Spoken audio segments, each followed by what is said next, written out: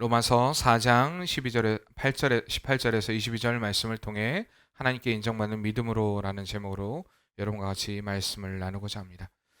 성도의 삶은 믿음의 승리가 있어야 합니다. 아멘이시죠? 네.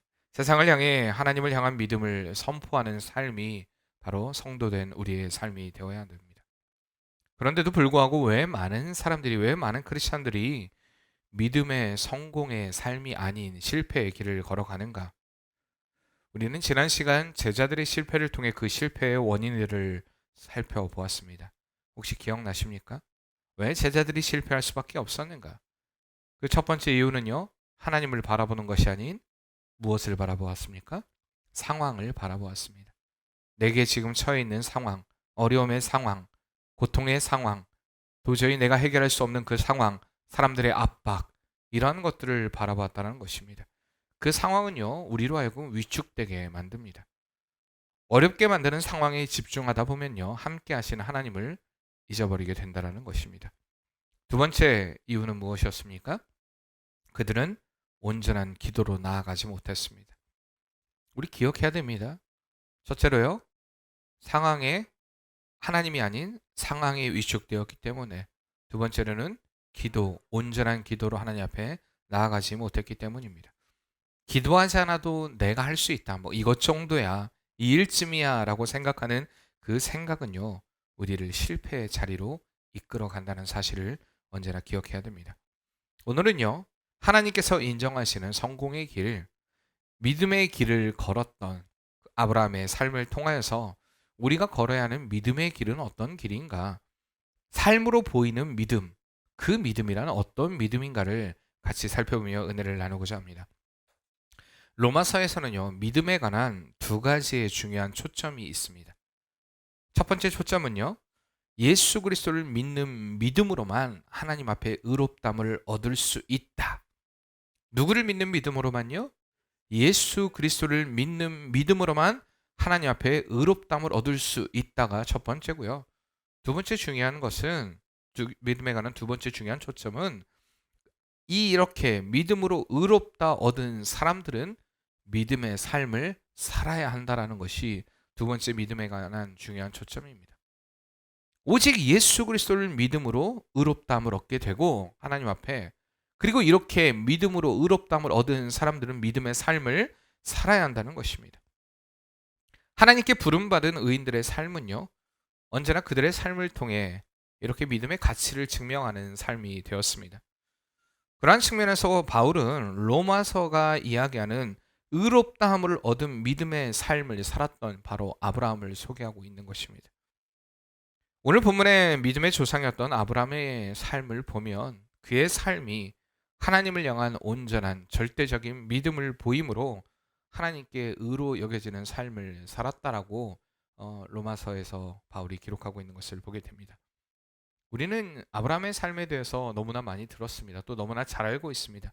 근데 다시 한번 오늘 말씀을 통해 우리가 삶으로 증명하는 믿음이란 어떤 삶인가, 우리의 삶을 통해 믿음의 가치를 어떻게 드러낼 수 있는가를 다시 한번 이 말씀을 통해 좀 살펴보고자 합니다. 자, 좋은 믿음, 인정받는 믿음. 여러분들이 생각할 때 우리가 삶으로 믿음을 보여야 한다고 했는데, 삶으로 믿음을 보이는 좋은 믿음, 또한 다른 사람들이 야 진짜 믿음의 사람이다 라고 인정받을 수 있는 그 믿음은 여러분 어떤 믿음이라고 생각하십니까? 오늘 바울은 아브라함의 믿음에 대해서 한마디로 정의를 하고 있습니다. 그의 믿음에 대해서 뭐라고 이야기합니까? 오늘 말씀해 보니까 18절 말씀에 아브라함이 바랄 수 없는 중에 바라고 믿었으니 라고 이야기합니다. 아브라함의 믿음을 한마디로 정의하면요, 바랄 수 없는 중에 바라고 믿는 믿음이었다라고 이야기하는 것을 보게 됩니다. 바랄 수 없는 중에 바라고 믿었다. 그러면 이게 어떤 믿음이었을까요? 좀 원어로 다시 한번 번역을 해보면요, 소망을 거스르는 소망 가운데 그가 믿었다라는 말이 됩니다. 소망을 거스르는 소망 가운데 믿었다. 소망을 거스렀다라는 것은요, 당시의 아브라함의 상황이 매우 절망적이었다라는 것을 드러내는 말이기도 합니다. 인간적으로 볼 때, 인간의 생각으로 볼 때에, 그의 상황과 그의 처지를 볼 때에 그는 아무런 소망도 희망도 찾아볼 수 없는 절망의 상태였다. 이것이 바로 소망을 거스르는 그러한 아브라함의 상황이었음을 보여주고 있는 것입니다. 그는 완전한 절망 가운데 있었습니다. 그 가운데 그가 하나님께 인정받을 수 있었던 것은 첫째, 하나님을 향한 믿음의 소망을 가졌다는 것입니다. 하나님을 향한 믿음으로 소망을 가졌다는 것입니다. 우리는 살면서 참 많은 절망의 순간을 경험하게 됩니다. 성도라 이름하는 삶을 살아가면서도 오늘 새벽에도 우리가 보았듯이 절망이 없는 것은 아닙니다. 얼마든지 절망의 상황을 만날 수 있습니다. 예수님의 제자들과 같이 정말 인생을 살면서 많은 세월 업으로서의 삶을 살았지만 그들도 감당할 수 없는 풍랑을 만나기도 합니다. 그런 어려움의 상황을 우리의 삶 가운데 충분히 만날 수 있다는 것입니다. 하나님을 믿는 믿음으로 산다고 해서 세상에서 어려움이 없거나 환란이 없거나 고통이 없거나 절망이 찾아오지 않는 것은 아니라는 것입니다. 여러분들은 언제 가장 절망해 보셨습니까? 무엇이 여러분들을 향해 절망하게 만들어 갑니까? 그런 상황들 여러분이 있으셨죠? 살면서 내가 절망할 수밖에 없었던 상황. 시험 보는 학생이 열심히 시험을 준비했는데 전혀 시험과 내가 준비한 범위와 상관없는 것들이 시험에 나왔을 때 시험지를 받아보는 순간 어떻습니까? 절망합니다. 그 얘기를 하고 있으니까 예상이가 이렇게 하네요. 별로 그런 상황을 만나보지 않았나 봐요. 우린 그래요. 절망합니다. 공부를 해본 사람은 알아요. 내가 그렇게 열심히 노력했는데 그게 1년에 한 번 보는 시험이라면 어떻습니까? 더더욱 절망할 수밖에 없습니다. 굉장히 크게 절망하죠. 내가 꿈꾸었던 그 일에 대해서 더 이상 어떤 꿈도 진행할 수 없을 때, 때로는 꿈이 사라져 버렸을 때, 나의 한계를 만났을 때에, 내가 바라는 것을 이제는 이룰 수 없을 때에, 때로는 주머니에 돈이 다 떨어졌을 때에, 내 편이 되어주는 사람, 나를 위로하는 사람이 하나도 없을 때에, 우리는 이렇듯 인생에서 수많은 절망의 순간을 만난다는 것입니다. 하나님의 뜻 가운데 이스라엘의 2대 왕으로 세움을 받았던 다윗의 삶, 그 삶을 보면요, 참 많은 시련과 절망의 연속이었습니다. 당시 왕이었던 사울의 시기로 인해 그는요, 몇 번의 죽을 고비를 넘겼습니다. 뿐만 아니라 10여 년의 삶을, 도망자의 삶을 살아야 했습니다. 왕으로 임명을 받지 않았으면, 왕으로 선택을 받지 않았으면 당하지 않을 법한 그런 환난과 고난들을 왕으로 선택을 받은 그 순간부터 그에게 찾아오기 시작합니다. 그러나 그 순간 가운데, 그 상황 가운데 다윗은 절망하지 않았다는 것입니다. 하나님을 믿는 믿음으로 살면서도 그는요, 우리아의 아내 바세바를 취함으로 인하여서 정말 인생의 절망을 맛보았습니다. 뿐만 아니라 사랑하는 아들이었던 아들 압살롬이 자신을 죽이려고 하는 그 처지 가운데서도 그는 하나님을 바라봄으로 찬양합니다. 그 많은 찬양의 고백들, 하나님을 향한 믿음의 고백들이 바로 시편의 고백으로 우리에게 또한 들려지고 있습니다. 만약에 다윗이요, 그러한 고통, 그런 고난, 그런 어려움을 안 당했다면 이런 시편과 같은 아름다운 고백들이 또한 흘러나오지 않았고, 또 우리가 인생을 살면서 그 시편을 보면서 위로를 받는 일은 없었을지도 모릅니다. 그러나 다윗에게는 고난이었지만, 고통이었지만, 절망이었지만 그 순간 가운데 하나님을 바라보는 그 믿음을 고백함으로 인해서 그것이 우리에게 또한 살아낼 힘이고 능력이고 또한 우리의 찬송이 되는 은혜가 우리에게 있는 줄 믿습니다. 특별히 그의 고백 가운데 62편을 보면요, 아들 압살롬이 그를 죽이려고 하는 그 상황 가운데 그는 하나님 앞에 매달려 이렇게 기도합니다. 나의 영혼이 잠잠히 하나님만 바라며 나의 구원이 그에게서 나오는도다. 아멘. 이 다윗의 심정 여러분 생각해 보셨습니까? 주님, 지금 나는 아무것도 할 수 없는 절망의 상태입니다. 주님, 나의 아들이 나를 죽이려고 이렇게 쫓아오고 있습니다. 주님, 나에겐 소망이 없습니다. 그러나 주님, 나는 주님을 소망합니다. 주님은 나의 능력이 되시고 나의 힘이 되십니다. 나의 주님만 바라봅니다. 왜냐하면 주님이 나의 구원자이시기 때문입니다. 이게 바로 다윗의 고백이었다는 것입니다. 이것이 바로 하나님을 소망 삼았던 다윗의 고백의 삶이었습니다. 본문의 아브라함도 마찬가지입니다. 그가 소망할 수 없는 중에, 오늘 말씀에 보면 바랄 수 없는 중에 바라고 믿었다라고 이야기하는데, 그가 소망할 수 없었던 것이 무엇이었습니까? 그 18절에 다 나와 있죠. 내 후손이 이 같으리라 하신 말씀이 있었는데, 그 믿음의 조상이 되리라는 말씀이 있었는데 사실 불가능했다는 것입니다. 창세기 15장 5절 말씀에 보면 내 자손이 하늘의 뭇별과 같이 셀 수 없이 많아질 것이라 라는 하나님은 분명히 그에게 약속을 주었습니다. 그러나 그는요, 19절에 보듯이 100세나 되었고요, 자기 몸이 죽은 것 같고요, 사라의 태도 죽은 것 같았음을 알았다는 거 얘기합니다. 이미 자신도 아이를 가질 수 있는 상황이 아니었고 사라 역시도 마찬가지로 아이를 가질 수 있는 상황이 아니었습니다. 그러나 이런 육신적으로는 도저히 불가능해 보이는 이 상황 가운데 세상에서 가질 수 없는 소망을 하나님께 두고 하나님만을 소망하며 믿었다라는 사실입니다. 하나님을 향한 하나님의 약속에 대한 절대적인 신뢰와 믿음, 그 믿음이 그로 하여금 이 인간의 절망의 상태에서 끌어내어 소망을 가지게 한 것입니다. 아브라함은요, 언제나 하나님의 약속이 진실하다고 믿었습니다. 그리고 그가 약속한 것은 반드시 이루어지리라는 믿음을 가지고 있었다는 것입니다. 하나님을 소망했기 때문입니다. 이렇게 하나님을 향한 소망을 가졌던 아브라함은요, 하나님이 무엇을 말씀하시든지 그대로 받아들였습니다. 분석하거나 이해하려고 하지 않았습니다. 평가하지 않았다는 것입니다. 이해하지 않으려는 것은 그 말씀이 무엇일까를 상고하지 않았다는 얘기가 아니라 그 말씀에 대해서 내 생각으로 분석하거나 판단해버리지 않았다는 것입니다. 이것이 현실적으로 얼마나 가능한 일인가? 과연 이게 우리에게 합당한 일인가? 묻고 따지지 않으며 믿음으로 하나님을 소망하는 아브라함의 삶이었기에 그는 믿음의 조상이라 일컬음을 받을 수 있었던 것입니다. 우리가 하나님을 소망 삼는다는 것은요, 인간의 모든 소망과 가능성을 내려놓는 것을 의미하고 있습니다. 많은 성도들이요, 내가 하나님을 소망합니다라고 이야기합니다. 그러나 하나님을 소망하는 삶을 살려고 하지 않는다는 것입니다. 언제나 인간적인 가능성들, 방법들을 고려하고 따지면서 하나님의 일하심을 기대한다라고 이야기합니다. 자꾸요, 우리가 할 수 있는 우리의 한계를 자꾸만 생각을 하고 이미 그 선을 결정해놓고 하나님을 소망합니다, 하나님의 일하심을 믿습니다라고 이야기합니다. 그래서는 안 된다는 것입니다. 우리의 삶 가운데 인간의 삶에 대한 계획이 우리에게 있습니다. 그러나 그것을 이루시는 분이 하나님이심을 바라보면서 우리는 우리의 삶의 선을 거서는 안 됩니다.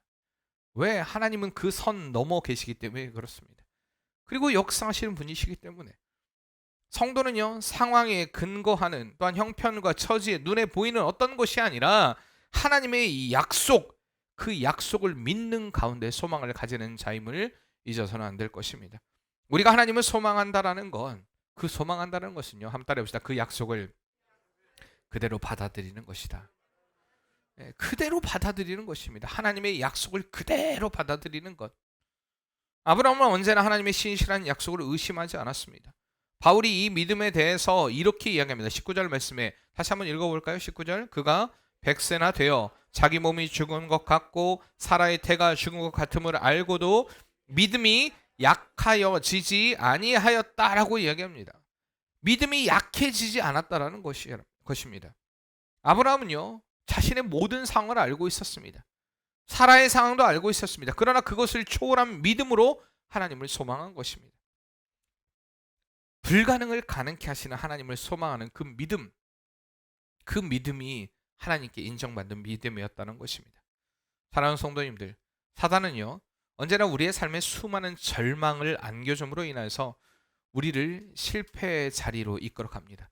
실패가 익숙하게, 좌절과 실패하는 것, 낙심하고 낙담하는 것이 우리의 삶 가운데 익숙한 것처럼 만들어버린다는 것입니다.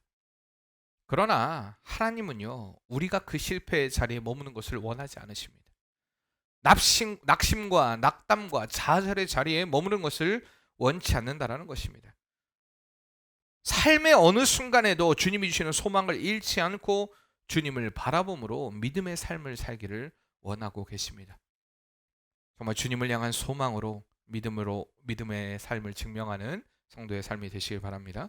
두 번째, 아브라함의 믿음은요, 하나님을 향한 견고한 믿음이었습니다. 그런 견고함으로 그 믿음을 보였다는 것입니다. 20절 말씀 다시 한번 다 같이 읽어보겠습니다. 믿음이 없이 하나님의 약속을 의심하지 않고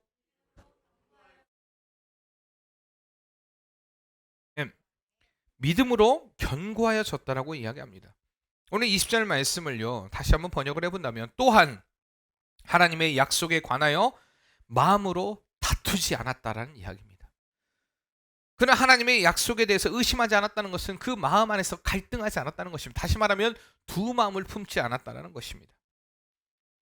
아브라함은 하나님의 약속에 대한 확고한 입장을 가지고 있었습니다. 그는 하나님의 약속에 자신의 마음을 고정시켰습니다. 이게 왜 중요한지 아십니까? 바로 사단이 틈탈 틈을 주지 않았다는 것입니다.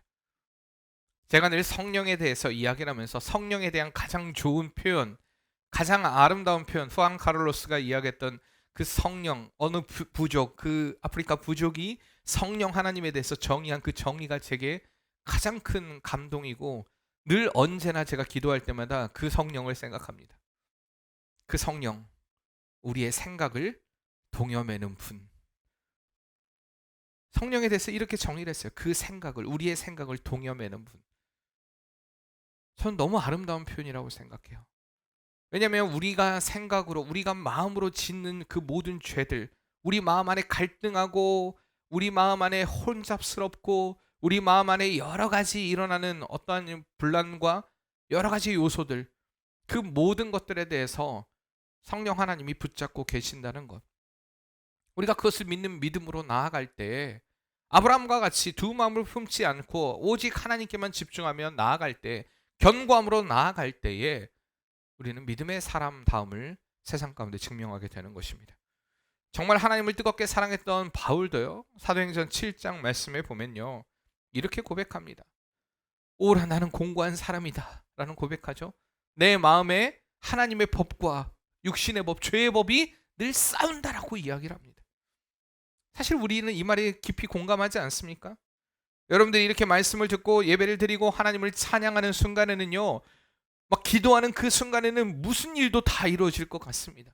하나님의 놀라운 역사, 하나님 내가 그 뜻대로 순종하며 살겠습니다, 막 결단하고 결심하고, 우리의 삶 가운데 수많은 결단과 결심으로 인하여서 하나님 앞에 두 손 들고 나아갑니다. 막 눈물을 흘리기도 합니다.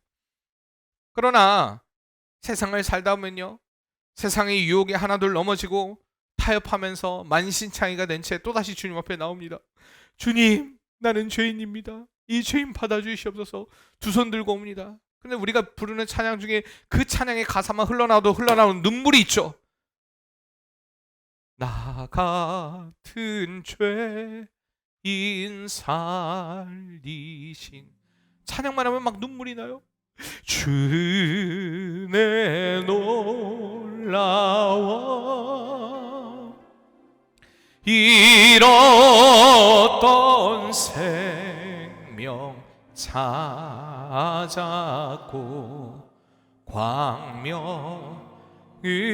얻었네. 하나님, 나는 죄인입니다. 내가 주의 뜻대로 살지 못했습니다. 아마 이 찬양을 할 때는 다시 회개하고 내가 이제는 믿음으로 결단해야지. 그런데요, 그 다음 주보면 똑같아요. 왜요? 일주일 동안 그냥 세상과 적당히 타협하고 세상의 법을 따르며 세상의 가치를 따르며 반복적으로 주님을 아프게 할 때가 너무나 많았기 때문입니다. 그러나 아브라함은요, 인간적으로 도저히 극복할 수 없는 장애물이 있었음에도 불구하고 그는 전혀 의심하거나 흔들리지 않았습니다. 그가 이렇게 견고한 믿음을 가질 수 있었던 것은요, 하나님의 약속에 대한 확고한 믿음 때문이었습니다. 아브라함은 오히려 그가 이해가 되지 않고 받아들일 수 없는 상황에 더 적극적이고 더 역동적인 믿음을 보이는 사람이었습니다. 여러분 기억나는 사건 있습니까? 아브라함이 더 역동적인 믿음을 보였던 사건, 바로 그 아들 이삭을 바치라는 하나님의 명령 앞에, 제가 말씀을 몇 번 드렸죠. 그 명령 앞에요, 그는 고민하지 않았습니다. 묻지도 따지지도 않았어요. 하나님의 그 명령 앞에 하나님의 음성을 듣고 바로 즉시 시행합니다. 하나님이 언제 하라고 얘기하지 않았어요. 근데 그는 바로 즉시 모리아산으로 향합니다. 순종합니다.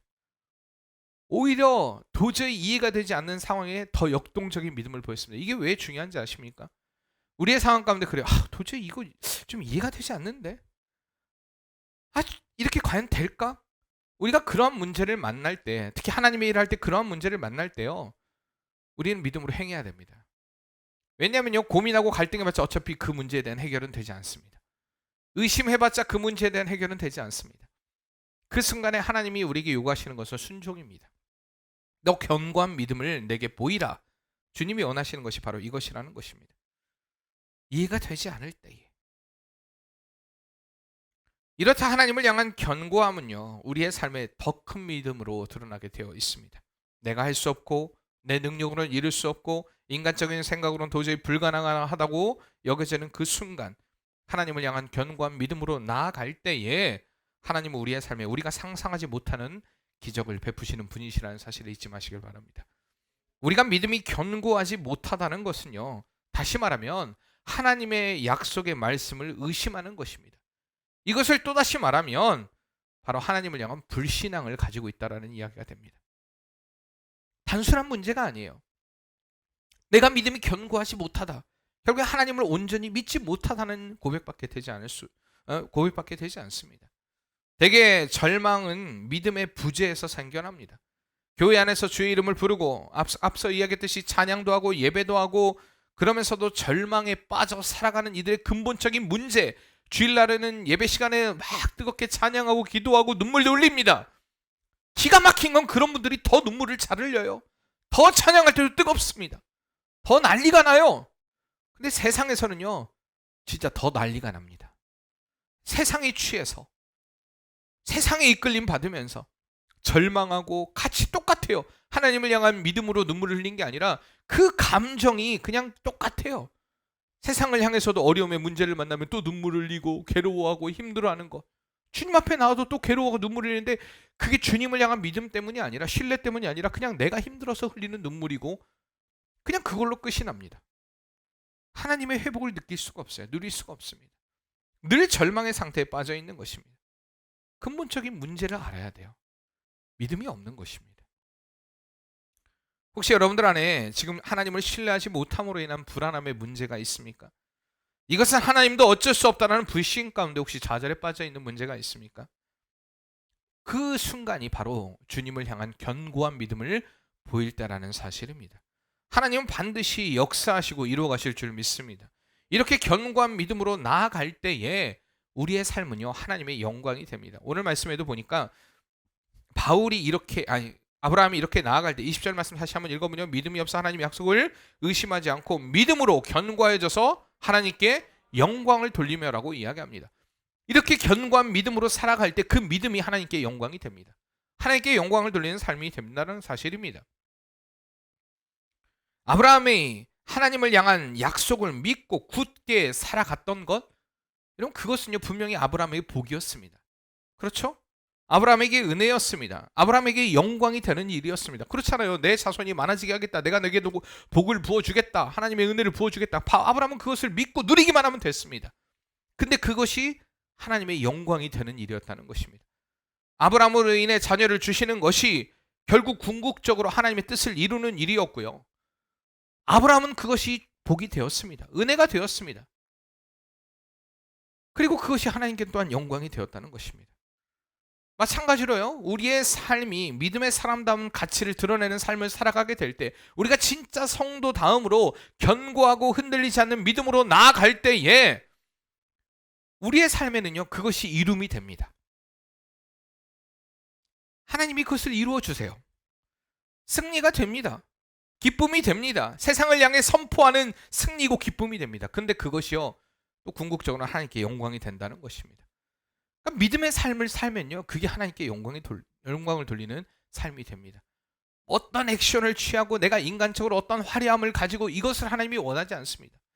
내 믿음을 보이라. 그 믿음을 보일 때 그것이 내게 영광이 된다. 오늘 하나님의 말씀이 이것입니다. 우리는 늘 기억해야 됩니다. 한순간도요 하나님이 일하지 않으시는 일은 없습니다. 하나님이 함께 하시지 아니하시고 역사하지 않는 순간은 존재하지 않습니다. 우리는 분명히 기억해야 됩니다. 언제나 견고한 믿음으로, 그렇기 때문에 우리는 하나님께 일하심에 쓰임 받는 도구로서, 제가 이런 표현을 썼죠. 편한 도구가 되어야 된다. 주님이 쓰시기에 편한 도구가 되어야 된다. 정말 그래요. 우리의 삶 가운데 자꾸 어려운 도구가 되어서는 안 돼요. 하나님의 그 일하심에 주님 나를 사용하여 주시옵소서. 언제나 주님이 원하시는 그 자리에서 견고한 믿음으로, 흔들리지 않는 믿음으로 섬으로 주님께 쓰임받는, 그러므로 하나님께 영광을 돌리는 성도의 삶이 되시길 바랍니다. 세 번째, 아브라함의 믿음은요, 하나님을 향한 확신이었습니다. 하나님을 향한 확신. 제가 이 세상을 살면서 가장 듣기 좋은 말, 여러분들도 있을 거예요. 살면서 듣기 좋은 말. 여러분들에게 어떤 말 해줄 때 좋아합니까? 어떤 말 해줄 때 좋아합니까? 아, 잘생겼습니다. 아, 멋있습니다. 우리 예성이가 지난주에 오랜만에 했는데 오색 목사님이랑 처음 봤잖아요. 딱 봤는데 오색 목사님이, 야, 너 다리 길다. 그랬더니 가면서, 엄마, 목사님이 나한테 다리가 길다고 했어. 엄마, 나 목사님이 너무 좋아. 사모님이 너무 좋아. 그냥 다리 길다는 얘기 한마디만 했을 뿐인데, 우리의 삶 가운데 그래요. 내가 좋아하는 말이 있어요. 아, 나 이 말을 들으면 정말 좋다. 기분이 좋다. 저도 있어요. 그게 뭐냐면요, 나는 당신을 믿습니다랍니다. 나는 당신을 믿어요. 제가 인생에서 가장 듣길 원하고 듣기 좋아하는 말이 이것입니다. 사실 이게 참 어렵더라고요. 여러 가지 상황이요, 환경이, 오해가, 또 서로 간의 이익이, 때로는 서운함이 이 믿음을 앗아가기도 합니다. 참 그런 순간을 많이 만나요. 원하지 않게. 며칠 전 어떤 집사님과 이야기를 나누다가 이런 이야기가 나왔습니다. 목사님, 어려움을 당해보니까요, 진짜 내 편이 누구인지 알겠더라고요. 그리고 그 내 편은 가족도 친척도 아닌 친구더라고요. 이렇게 고백하더라고요. 저도 그 이야기를 듣고, 과연 내가 어려움을 당할 때에 묻지도 따지지도 않고 내 편이 되어주는 친구가 있나라는 생각을 해봤습니다.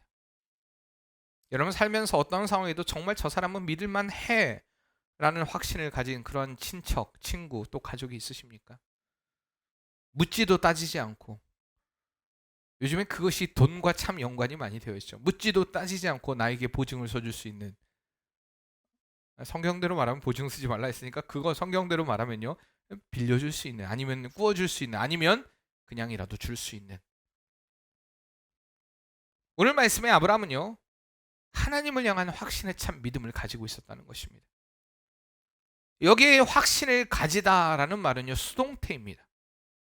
다시 말하면 아브라함은 하나님께서 약속한 일을 반드시 이룬다는 굳은 확신에 찬 믿음의 표현으로 하나님 앞에 나아갔다는 것입니다.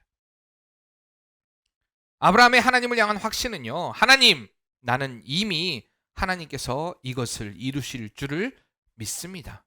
알고 있습니다. 라는 믿음의 고백이었습니다.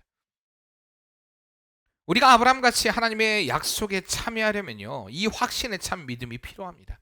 한번 따라해 봅시다. 나는 하나님의 약속을 믿습니다. 이 약속을 믿습니다라는 게, 하나님, 나는 알고 있습니다. 나는 깨닫습니다. 이 정도 의미가 아닙니다. 내가 믿습니다라고 이해하는 것은 아직 이루어지지 않은 그 일에 대해서 하나님이 이루실 것을 확신합니다. 라는 그 믿음의 고백이라는 사실입니다. 이스라엘 백성들이요, 가나안으로 인도하실 하나님의 약속을 분명히 소유하고 있었습니다. 이스라엘 백성 중에 그 하나님의 약속을 모르는 사람이 있었습니까? 이해하지 못하는 사람이 있었습니까? 내가 너희를 가나안으로 인도하겠다, 그 약속을 받았습니다. 그리고 그 약속을 모르는 사람이 아무도 없었어요. 그런데요, 그들의 1세대는 아무도 가나안에 들어가지 못했습니다. 왜 그렇습니까? 알았지만 이루시는 하나님을 확신하지 못했기 때문입니다. 우리가 전도를 하다 보면요, 복음을 알고 있는 사람들이 참 많다라는 우리가 생각을 합니다. 저는 우리나라 같은 경우는요, 예수님에 대해서 모르는 사람이 없다라고 생각합니다. 그 정도로 복음이 곳곳에 다 전해졌습니다.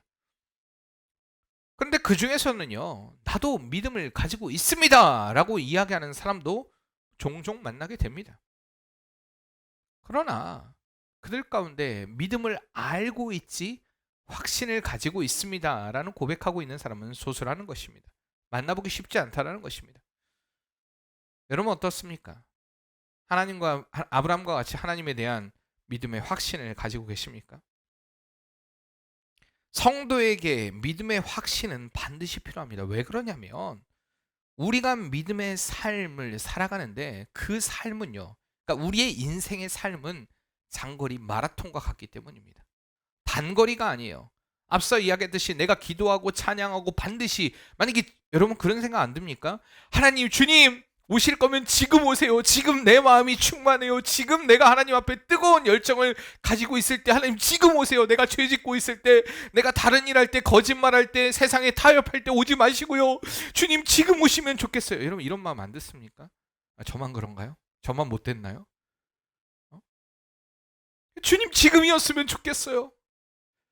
근데요 우리의 삶은요 장거리 마라톤과 같아요. 성경은 우리의 삶을 마라톤에 비유하고 있습니다. 수많은 믿음의 삶의 어려움의 위기의 순간이 찾아온다고 합니다. 저는 마라톤을 뛰어보지 않았습니다. 42.19km 생각만 해도 그냥 끔찍합니다. 근데 가장 고비가요 32km 지점이라고 합니다. 정말 죽을 것 같은 정말 포기하고 싶을 것 같은 고비가요 그 지점이라고 합니다. 안 달려봐서는 저는 몰라요. 근데 우리는 이미 인생의 마라톤을 달리면서 마라톤을 이해할 수는 있습니다. 정말 하나님 포기하고 싶어요. 하나님 정말 내려놓고 싶어요. 하나님 정말 이걸 벗어나고 싶어요. 이런 순간이 우리에게 찾아올 때, 그 고통이 찾아올 때에 그것을 이기는 것이 바로 하나님을 향한 믿음의 확신이라는 것입니다. 어둠의 터널이 깊어질 때에 우리가 그 깊어지면 깊어질수록 우리 어둠이 더해지지만 그 가운데 우리가 소망을 잃지 않는 것은 하나님을 향한 확신 때문입니다. 이 믿음의 확신이 사라질 때 우리의 삶 가운데 찾아오는 두드러지는 현상이 혹시 뭔지 아십니까? 우리가 하나님을 향한 이 확신이 사라지게 되면요 우리에게 반드시 찾아오는 현상이 있습니다. 여러분의 믿음의 삶도 마찬가지입니다. 장거리 마라톤과 같이 우리가 교회 생활하다 보면 신앙생활하다 보면은 우리가 믿음의 확신이 사라질 때 찾아오게 되는 현상이 있습니다. 그 현상이 뭐냐? 바로 원망과 불평입니다. 반드시 우리의 삶에 원망과 불평이 찾아오게 된다는 것입니다. 우리는 알아야 돼요. 원망과 불평이 찾아올 때 우리가 상황을 바라보지 마시고요. 내가 하나님과의 관계에서 흔들려지지 않았나를 다시 한번 돌아봐야 됩니다. 여러분 그거 안 하면요. 우리는 믿음으로 다시 일어설 수 없습니다. 이스라엘 백성들은요.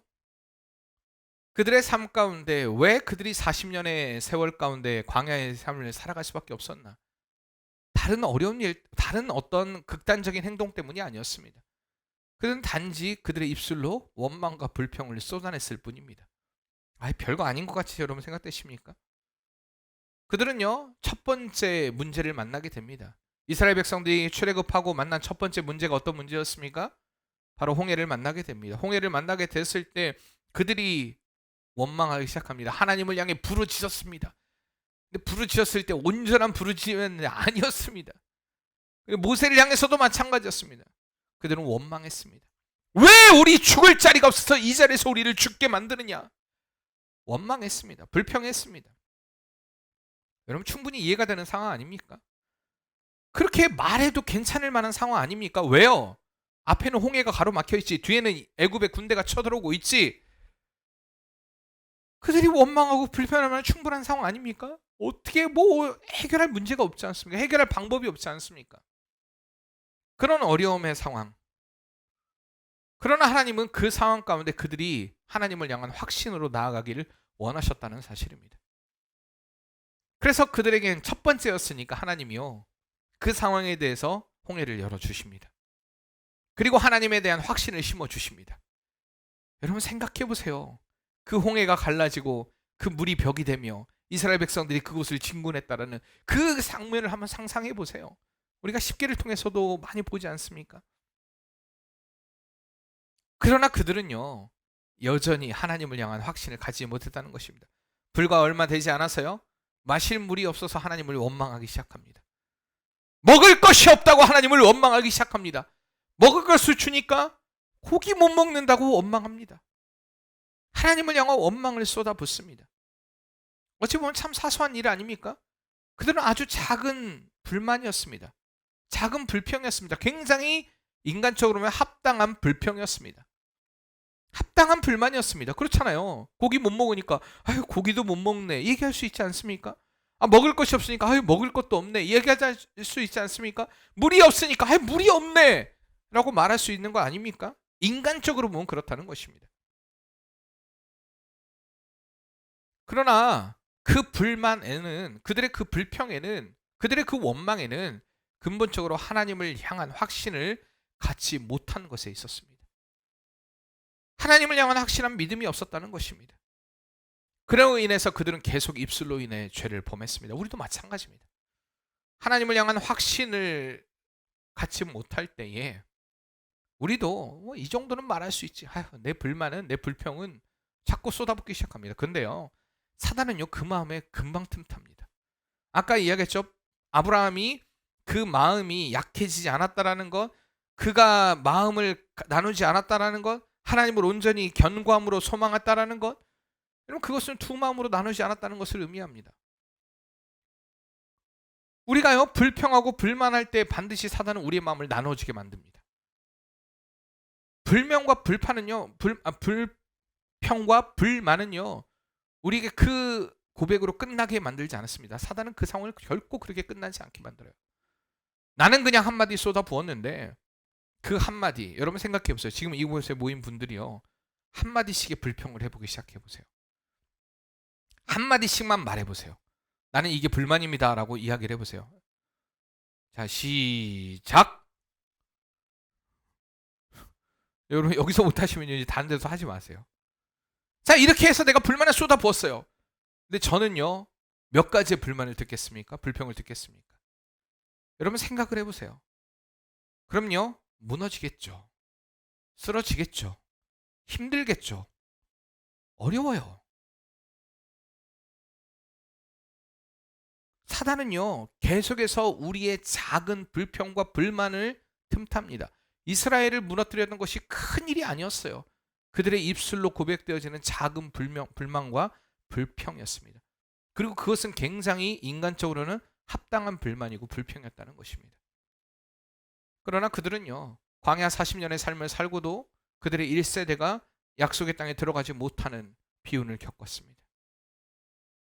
사랑하는 성도님들, 그러나 하나님을 향한 확신은요 우리 안에 불만과 불평을 잠재우게 됩니다. 이것이 바로 믿음이라는 것입니다. 믿음의 사람들은 모두 하나님께서 말씀하신 그대로 이루신다는 확신으로 그들의 믿음의 가치를 증명하는 삶을 살았습니다. 여러분 아브라함의 삶을 보세요. 그가 한마디라도 하나님 앞에 입술로 불평하고 불만하던가요? 물론 행동으로는요 우리가 보면 참 믿음의 조상 맞아 라고 할 만큼의 엉뚱한 일을 해요 사실. 근데 입을 열어 하나님에 대해서 불평하고 불망하고 원망하는 삶을 살지 않았습니다. 하나님과 동행했던 300년을 동행했던 에녹의 삶, 어떻게 그의 삶을 300년이 하나님과 가까이 동행하는 삶을 살았다라고 여러분 평가될 수 있었을까요? 하나님을 향한 확신 때문이었습니다. 하나님의 철저한 훈련으로 80년의 세월을 훈련받고 쓰임받았던 모세, 여러분 그는 하나님을 향한 확신을 가지고 있었습니다. 예수님과 3년을 동고동락하면서 세상의 가치가 아닌 천국의 가치로 살았던 11제자 여러분 보세요. 11제자를 향한, 예수님과 11제자를 향한 여러분 세상의 손가락질 잘 말씀을 살펴보세요. 그게 쉬웠을 것 같습니까? 3년을 살아가는데 어휴 저 봐 가족도 버리고 삶도 다 포기하고 저렇게 미친 예수라는 사람을 쫓아다니는 저 어리석은 인생들을 봐. 아유 답답해. 아유 무식하고 세리 그들이 싫어하는 그 모습에 그 사람들도 있고요. 아유 답답해. 저 무리만 보면 내가 화가 나. 혹시 뭐 이런 사람이 있었을 수도 있지 않습니까? 그러나 그들은 세상의 가치가 아닌 주님의 가치를 알았기에, 천국의 가치를 소망했기에 주님과 함께 그 길을 걸어갔습니다.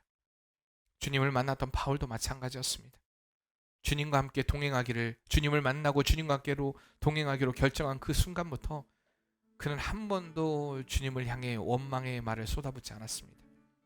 위대한 믿음의 사람이라 일컫는 사람들의 공통점은요, 아직 이루어지지 않을 일이지만 이미 검증된 사실이라는 확신을 가지고 하나님의 하심을 믿음으로 살았던 사람이었다는 것입니다. 그들의 입술로 불평과 불만을 쏟아붓지 않았습니다. 언제 주님 하나님이 이 일을 이루신다는 것입니까? 왜 주님 이 일이 지금 이루어지지 않습니까? 라는 말로 하나님 앞에 그들의 당연한 듯한 합당한 듯한 요구조차 하지 않았습니다. 사랑하는 성도님들, 우리가 살아내야 할 믿음이 여기 있습니다. 하나님을 향하는 온전한 소망 가운데 견고한 믿음을 가지고요, 그리고 그가 이루실 주님에 대한 확신을 가지고 사는 그 믿음 말입니다. 자꾸만 사람들이요, 세상의 가치를 가지고 우리를 향해 소리칩니다. 심지어는 교회에서도 세상의 가치를 가지고 믿음의 가치이고 기준인 것처럼 이야기를 하고 있습니다. 야, 너는 이렇게 살아야 되지 않겠니? 야, 이게 맞다고 생각하지 않니? 야, 이게 성공의 길 아니니? 이게 진리의 길 아니니? 혹시 우리가 지금 소리치고 있는 그 길이 믿음의 길이 아닌, 하나님을 향한 확신을 가지고 말하는 그 길이 아닌, 세상이 말하는 지혜이고 세상이 말하는 방법이고 세상이 말하는 가치가 아닌가, 우리는 생각해 봐야 한다는 것입니다. 여러분, 먼저 우리 입술을 열기 전에 먼저 하나님 앞에 우리 믿음을 돌아보시길 바랍니다. 과연 내가 믿음의 확신을 가지고 지금 이 말을 하고 있는가? 믿음의 확신을 가지고 이 행동을 하고 있는가? 믿음의 확신을 가지고 이 판단을 하고 있는가? 우리는 분명히 생각해 봐야 한다는 것입니다. 바라는 것은 언제나 사랑하는 성도님들의 삶 가운데 승리를 주실 하나님을 소망하고요, 바라보며 확실한 믿음으로 살아감으로 인해서 하나님을 증거하고, 또한 그 믿음이 하나님께 인정받는 그 믿음으로 살아가는 복된 성도의 삶이 되시길 바랍니다. 우리 말씀을 기억하면서 주님께서 또한 우리의 삶을 확실하게 이렇게 이끌어 가실 것을 기대하면서 우리 같이 찬양하겠습니다. 주께 가까이 날 이끄소서, 간절히 주님만을 원합니다. 채워주소서 주의 사랑을, 진정한 찬양 드릴 수 있도록 우리 다시 한번 고백합시다. 주께 가까이, 주께 가까이 날 이끄소서, 간절히 주님만을 원합니다. 채워주소서 주의 사랑을, 진정한 찬양 드릴 수 있도록. 목마른 나의 영혼, 목마른 나의 영혼, 주를 부르니 나의 맘 만져 주소서. 주님만을 원합니다. 더 원합니다. 만져 주소서. 목마른 나의 영혼, 목마른 나의 영혼, 주를 부르니 나의 맘 만져 주소서. 주님만을 원합니다. 더 원합니다. 나의 맘 만져. 다시 한번 우리가 그 주님 앞에 우리의 두 손 높이 들고 고백합시다. 목마른 나의 영, 주를 부르니, 주를 부르니 나의 맘 만져 주소서. 주님만을 원합니다. 더 원합니다. 나의 맘 만져 주소서. 우리 이 시간에 같이 기도할 때, 하나님, 어느덧 주님을 향한 목마름을 잃어버리지 않았는가 우리 자신을 돌아보기를 원합니다. 어느덧 주님을 향한 소망을 잃어버린 채, 주님을 향한 확신을 잃어버린 채, 견고한 믿음을 갖지 못한 채 우리가 살아가고 있으면서도 나는 잘 믿고 있다, 잘하고 있다라고 혹시나 착각하고 있는 것은 아닌가? 주님이 인정하는 믿음이 아닌 내가 생각하는 믿음에 우리의 자신이 완전히 지금 밑바닥에 있으면서도 깨닫지 못한 채 혹시나 살아가고 있지는 않은가 다시 한번 돌이켜보길 원합니다. 주님, 하나님이 인정하시는 믿음으로 살아가길 원합니다. 주님을 소망 삼고 견고함으로 확신을 가지고 살아가길 원합니다. 분명히 하나님이 이 일을 이루신다라는 확신을 가지고 우리가 세상 가운데 믿음을 선포함으로 하나님께 영광을 돌리는 성도의 삶이 되게 도와주시옵소서. 우리 다시 한번 말씀을 기억하며 기도하겠습니다. 사랑의 하나님, 우리가 견고한 믿음으로 주 앞에 나아가길 원합니다. 우리가 주님을 향한 아버지 하나님 그 갈급함으로 나아가길 원합니다. 하나님이 이루실 그 일에 대한 아버지 하나님 믿음의 갈급함을 가지고 나아가길 원합니다. 아버지 하나님, 세상이 인정하는 삶이 아니라, 세상이 인정하는 믿음이 아니라 하나님이 인정하는 믿음으로 살아가길 원합니다. 하나님이 인정하는 모습으로 하나님 아버지 그리스도 예수께 영광을 돌리며 하나님께 영광을 돌리며 살아가는 삶이 되길 원합니다. 오직 하나님을 소망합니다. 견고하고 흔들리지 않는 믿음으로 나아가길 원합니다. 확신을 가지고 나아가길 원합니다. 훨씬 더 우리의 삶 가운데 더 보여야 될, 더 적극적이어야 될 아버지 하나님 믿음의 모습이 있습니다. 하나님, 우리가 믿음이 적은 자라 하나님 앞에 아버지 하나님이여 불리는 자가 되지 않게 도와주시고, 아버지 하나님 내 믿음이 족하다라는 아버지 하나님 고백으로, 난 네 믿음이 크다라는 주님께 인정받는 그 믿음으로, 믿음의 사람이라 인정받는 그 믿음으로 주 앞에 서게 도와주시고, 그러므로 인하여 세상을 향해 하나님의 영광을 선포하고 하나님의 뜻을 선포하는 삶이 되게 도와주시옵소서. 하나님, 주님의 길을 걸어가게 도와주시옵소서. 사랑의 하나님, 우리가 이 세상을 살면서 하나님의 영광이란 이름으로 많은 큰 일들을 하려고 합니다. 그러나 주님이 원하시는 그 모습, 진정으로 우리의 삶을 통해 하나님의 영광을 드러내는 일은 우리가 믿음으로 살아갈 때 가능한 일입니다. 주님, 우리가 주님을 소망 삼고 살아가길 원합니다. 어떠한 상황에도 견고하고 흔들리지 않는 믿음으로 나아가길 원합니다. 어떠한 상황 가운데서 주님을 향한 확신을 가지고 나아가는 믿음이 되길 원합니다. 이미 하나님은 그 일을 이루실 것입니다. 우리가 그것을 믿는 믿음 안에서 살아가는 삶이 되게 도와주시고, 우리의 입술로 죄짓지 않길 원합니다. 우리의 생각으로 죄짓지 않길 원합니다. 우리의 삶으로 죄짓지 않길 원합니다. 하나님이 기뻐하시는 그 모습으로 하나님의 영광을 드러내는 복된 성도의 삶이 되게 도와주시고, 늘 하나님께 인정받는 믿음으로 또한 모든 사람들에게 귀감이 되며, 또한 모든 사람들에게 하나님의 영광을 선포하는 복된 믿음의 성도의 삶이 오늘 우리 사랑하는 맑은 교회 성도님들의 삶이 되게 도와주시옵소서. 예수님의 이름으로 기도합니다. 아멘.